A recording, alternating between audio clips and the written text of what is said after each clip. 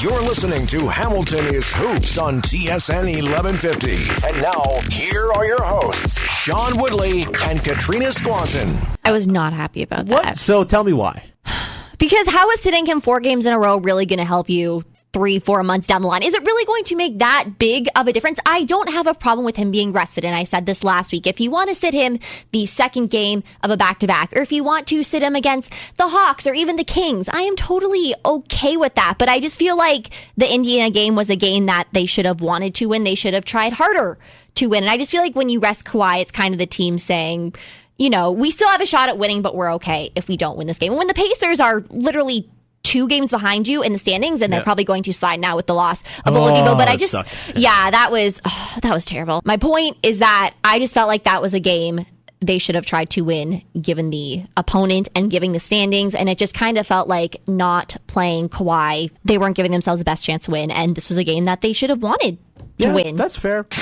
I was really excited to see Pascal Siakam get the ball with a few seconds on the clock. I think it just shows that, since it's hard to believe when you watch Siakam, but he's still such a young guy. He's 24. The fact that Nick Nurse and the Raptors put that responsibility on him, and like I understand it's the Suns and it's not a make or break game, but the fact that they had the confidence in him to say, here's the ball, the game's in your hands, and he rose to the challenge and he rose to the occasion. You know, I think Lowry probably would have been the obvious choice in that situation since there was no Kawhi in that game. But yeah, I was just happy for Siakam that he made that buzzer beater layup.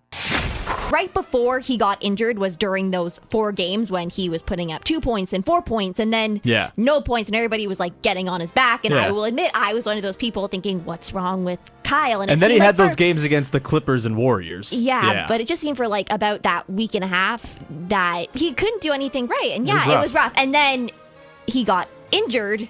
And then all of a sudden the Raptors are a 500 team and everybody's saying we want Kyle back. So that is why he gets my award for most underrated.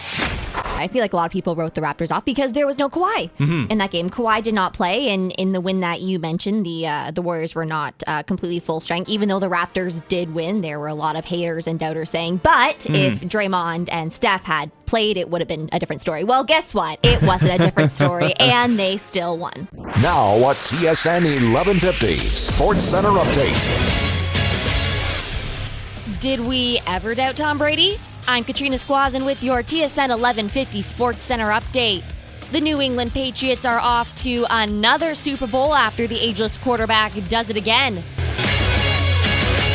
The NFL will consider reviewing pass interference calls next season. A source tells the Washington Post that NFL leaders and the league's rulemaking committee will discuss the matter at length during the offseason. This comes after a pass interference call against the Los Angeles Rams was blatantly missed late in the NFC Championship game, and, well, we all know how that ended. Make that another game with at least 30 points for James Harden. The reigning MVP dropped 40 in the Houston Rockets' 103-98 comeback victory over the Orlando Magic. Harden extended his 30-plus point streak to an absolutely astounding 23 games. That ranks 4th in NBA history behind Wilt Chamberlain, who did it 3 times. The Leafs offense put on a show in Dallas, coming off of a 7-goal performance and overtime win against the Chicago Blackhawks on Sunday night. The Leafs headed to the Lone Star State looking for a second straight win on the road. It appears that John Tavares is settling in nicely with his new team. Johnny T and Austin Matthews both found the back of the net twice. The Leafs take this one 7-4.